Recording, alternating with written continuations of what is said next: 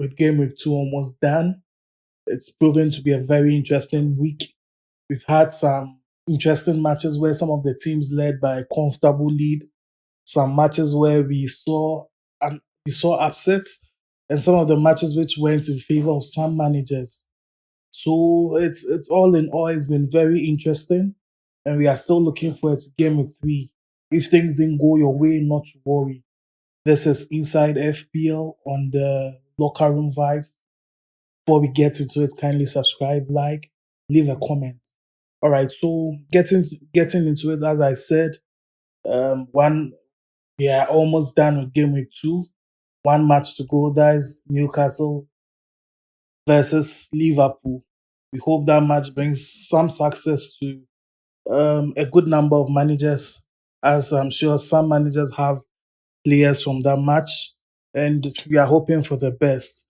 So before we get into it, okay, as we get into it, let's just look at one or two things. So for the fixtures of the game week, as I said, some teams won by a very good margin. One being Chelsea versus Crystal Palace.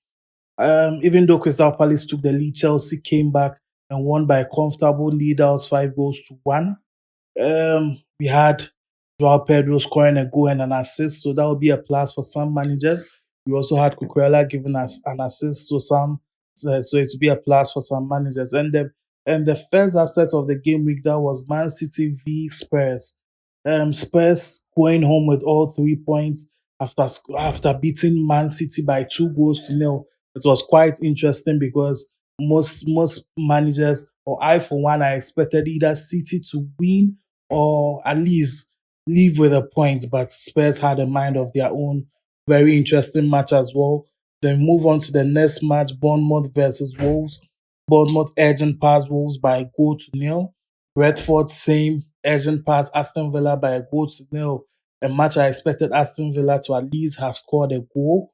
Burnley Sunderland, I expected it to go either ways. Burnley came out on top, 2 goals to 0. Very interesting. Arsenal Leeds, it was a comfortable match for Arsenal. Arsenal going home with all 3 points and a 5 goal margin over Leeds. Then Sunday we had Crystal Palace taking on Nottingham Forest. That match ended in a 1-1 draw. Then Everton beating Brighton by 2 goals to 0. I expected Brighton to at least have scored a goal, but things didn't go as planned. Fulham Manu, everyone who knows me knows very well that I say this Manu team is still developing. They have the potential, but they are not there yet. Against the bigger teams, they'll be able to put in the performance, but against the smaller teams where they would also prove or want to prove themselves, it's always going to go either way. And there's a perfect example. I hope they can figure out one or two things, and in the coming game weeks, we could have a better performance from Manchester United. So after Bruno Fernandes missing a penalty, so that would be a minus for some managers because they are going to subtract you for the penalty miss. But at the end of the day, it was a 1-1 draw with Fulham. As I said today, we are still waiting for Newcastle v Liverpool. Very interesting match too. We hope. All right, so let's get into it. So as always, we will go into the stats. Very important. So the players on form or players in form.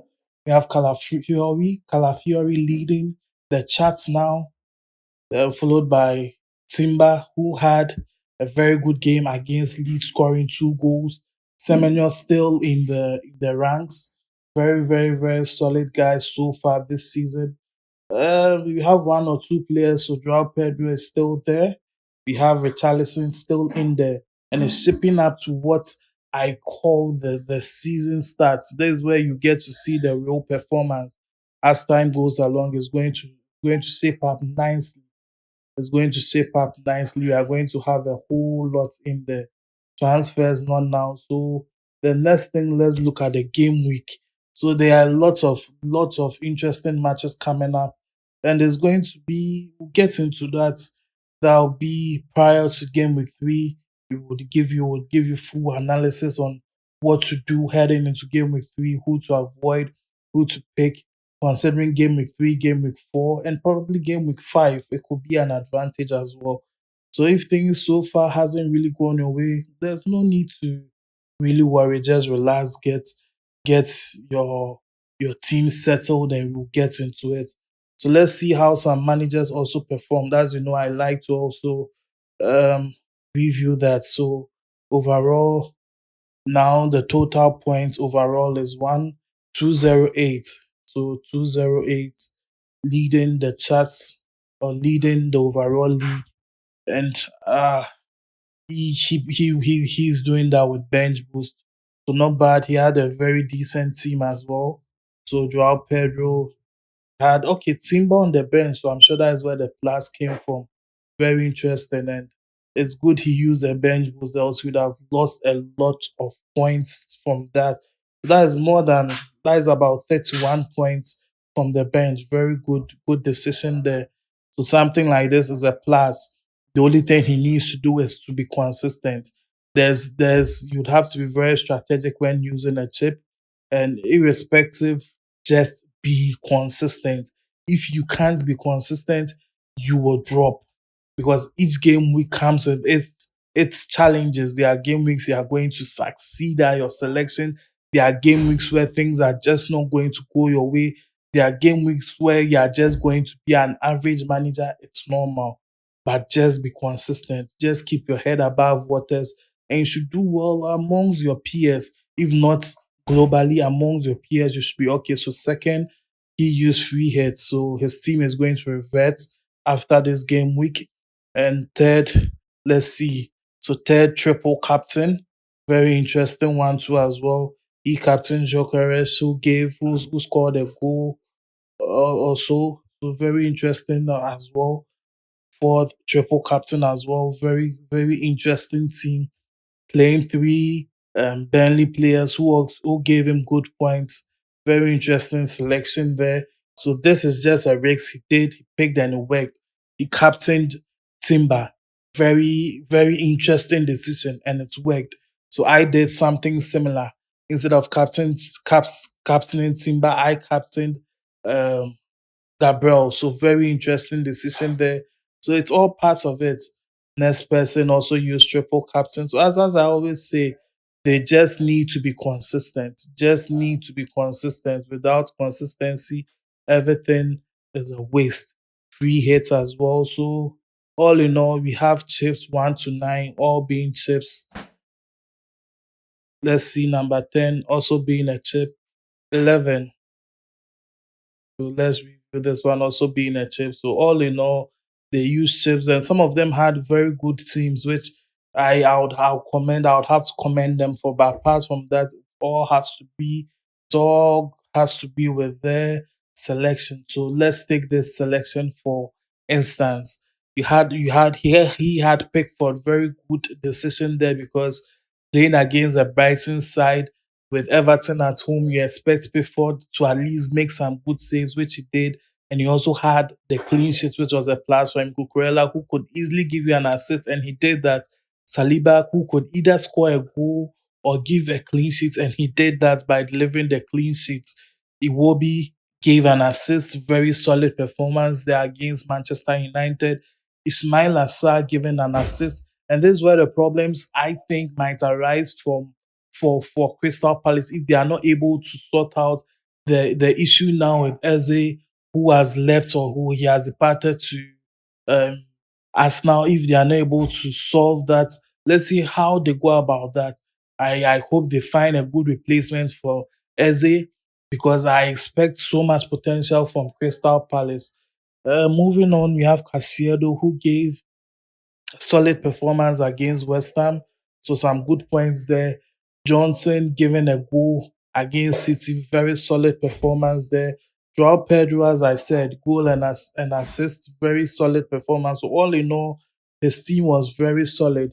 So I, for one, Aina, he could have substituted him for Timber because you don't expect Nottingham Forest to have so good a game against Crystal Palace. These are two teams who focus on overloads and very structured football. One aggressive, one very structured.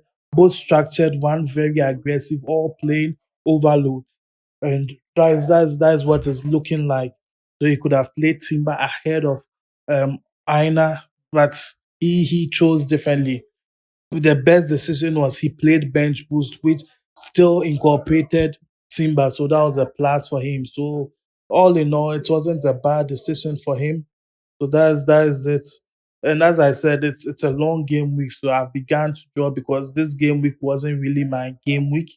I ended up with 44 points so far, above average. As I say, keep your head above average. And the average so far has been, or the average so far is 38, and I'm above that, and I'm happy. At least I'm above average, so the consistency keeps growing.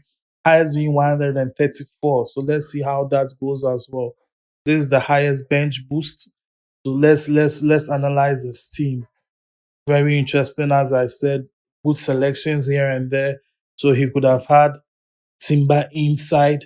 He could have taken Murphy off and played Collins, but not bad to keep Murphy playing, and he captained. Interestingly, he captained Pickford. So that's why I always say you would have to try out new things. That's why we are here. We would give you keys. We'll give you tips on how to be a difference manager, to have a different mindset. He captained Pickford, and it proved worthy for him because Pickford had 15 points. So now with the captaincy, he's getting 30. He played Grealish, very solid one there as well, to getting 11 points. He played Jokeres. He had Jokeres. He had Pedro, very solid.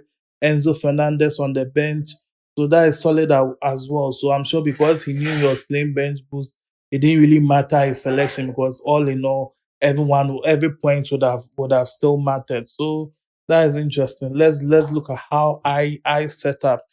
So basically, I feel my team was as I said, I'm now trying different things all around. So this week, for the next 2 or 3 weeks, I'm going to be trying differentials. What is termed as differentials. So I'm going to try to have players that most people are not really focused on to see how things go. And so far, it's been interesting. This game week didn't really go my way, but let's see what the other game weeks have to offer. So I this is how my team is looking. I even with that my captaincy when I ended up with 12 points, which all in all is very good. So that's how it's looking. So we'll get into it at the end of game week 2 when everything is said and done. We'll give you analysis on that. Prior to game week 3, we are going to give you certain tips to also help you venture into game week 3. Game week 3, yeah. So the fixtures for game week 3, it looks very interesting. Very interesting. So with that, we'll give you some tips here and there. Already some teams are shaping up, so we know how things are looking for some teams.